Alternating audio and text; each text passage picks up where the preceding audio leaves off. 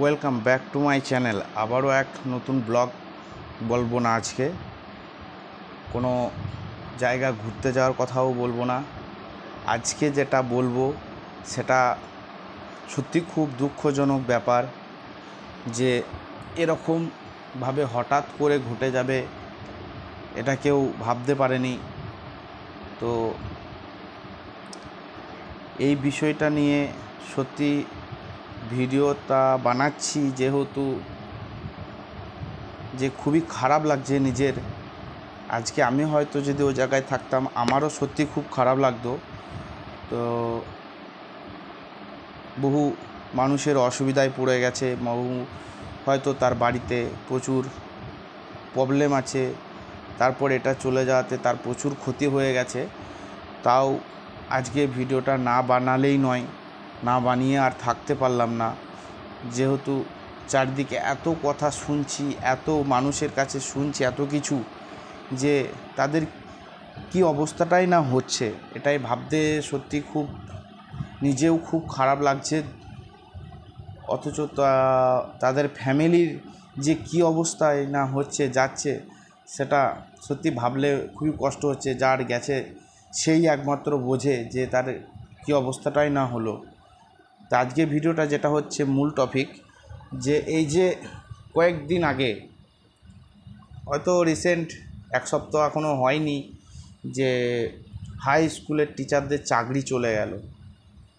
2016 পুরো প্যানেলটাই বাতিল করে দিল।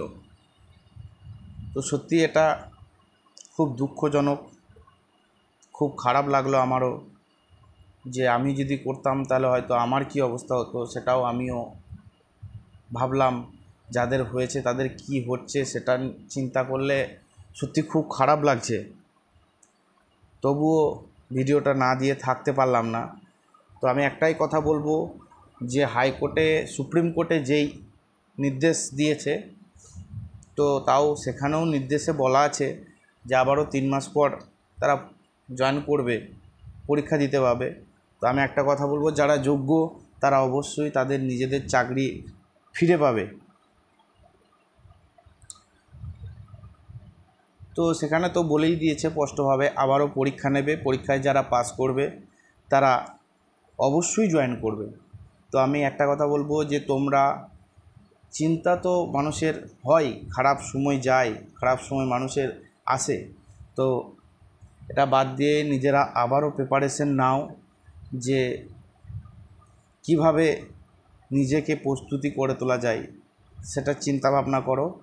যেহেতু একটা সুযোগ দিয়েছে সরকার, সেই সুযোগটা কেউ হাতছাড়া করো না, চেষ্টা করো সেই সুযোগটা কাজে লাগাবার।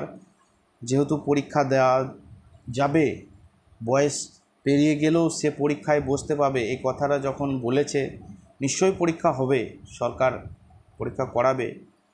তো সেই জন্য আমি বলবো যে এইসব বন্ধুদের, দাদাদের, কাকুদের আজকে খুব দুঃখ দিন চলছে, তবুও আমি বলবো যে তোমরা নিজেদের প্রিপারেশন করতে থাকো। যেহেতু পরীক্ষা হবে, তাই নিজেদের প্রিপারেশনটা আরও শক্ত করো। প্রচুর কম্পিটিশন হবে, পরীক্ষা হলেও প্রচুর টাফ হবে। কম্পিটিশন হয়ে বেরিয়ে যে যাবে সে সত্যিই জানবো খুব ভাগ্যবান। আবার সেখানে প্রমাণ হয়ে যাবে যে সে চাকরি পাওয়ার যোগ্য। অথচ দেখো, প্রচুর বেকার ছেলে বসেও আছে, তাদেরও খুব কষ্ট, তারাও চাকরি পাবে, এটাই চাই। তো শুনছি নাকি যে প্রাইমারিরও হতে পারে এরকম কিছু। তো সত্যি এটাও যদি হয় খুব দুঃখের ব্যাপার, তাই না বন্ধুরা? তো আমি চাই যে যাতে প্রাইমারিরও না হোক, কারণ হয়তো দেখো যাদের এরকম সমস্যার মধ্যে যাচ্ছ তারা বুঝতে পারছো যে কী সমস্যা হচ্ছে, তাদের বাড়িতে প্রবলেম কতটা হচ্ছে সেটা তোমরা নিজেরাই বুঝতে পারছো, যে কী সিচুয়েশনের মধ্যে যাচ্ছে। এমনকি হয়তো কিছু কিছু যাদের বাড়িতে দেখো পেশেন্ট আছে, সেই মাইনের টাকা থেকে হয়তো তারা সংসার চালায়, ট্রিটমেন্ট করে, সবই করে। তো আমি চাই না যে আর কাউরি এরকম হোক। তো সরকার যেহেতু একটা সুযোগ দিয়েছে, তোমরাও প্রস্তুতি নাও। আমি এটাই বলবো, যদি আরও নতুন কিছু আপডেট পাই তোমাদেরকে সঙ্গে শেয়ার করব। তো যদি ভালো লাগে আমার বক্তব্য তাহলে অবশ্যই আমাকে কমেন্টে জানাবে। আর কে কে প্রিপারেশন নিতে শুরু করে দিয়েছো পরীক্ষার জন্য সেটাও কমেন্টে আমাকে জানিও, তাহলে জানবো হ্যাঁ দাদারা সব প্রস্তুতি নিচ্ছে পরীক্ষার জন্য। আমিও চাই দাদারা সবাই পাস করে যাক, আবার তারা নিজের কর্মে ফিরে যাক। সত্যি খারাপ লাগছে, এটা শুনতেও খারাপ লাগে। বাইরে বেরুলে এই সব নিয়েই আলোচনা হচ্ছে, শুনতে পাচ্ছি চারিদিকে এত কিছু। আমি চাই না যে আর কাউরি এরকম হোক, আমি চাইও না যে প্রাইমারিরও এরকম হোক। যার গেছে সেই বোঝে যে কী জ্বালা, তাই না? Okay bye. যদি ভালো লাগে আমার বক্তব্য সত্যি কমেন্ট করে জানিও দাদারা আমাকে। চ্যানেলটা সাবস্ক্রাইব করো ভালো লাগলে।